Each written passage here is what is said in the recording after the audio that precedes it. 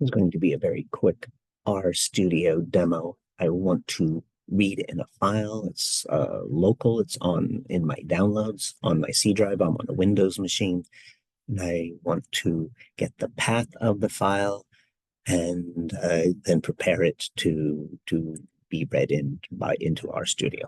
So here is my data. It's Cricket CSV. It's in my downloads. I'm on a Windows 11 machine. I'm going to right click and I am going to copy as path. So there was, you can do it in Windows 10, but it's more complicated. They sort of simplified it in Windows 11. I copy the path and I'm going to Control V, put myself up here in the program, Control V, paste that in. It had the quotation marks sort of came with it. Now there's still one problem here in that Windows systems use the backslash as a delimiter. And in programming, a backslash often indicates an escape sequence. So we need to change those backslashes into forward slashes.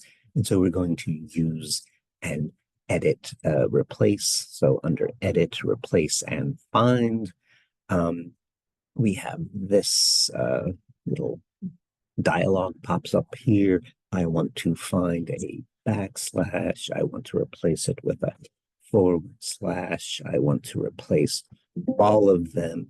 And then with that, I am now ready to read the file. Highlight the code, run it, and then I've used a head to show that indeed I have read the filing. So that was it. Just a quick right click and use the copy as path, put that in the read CSV argument, use edit, replace, and find to turn backslashes into forward slashes, and then you're ready to go to read the file. That's it for this one. Thanks for your attention.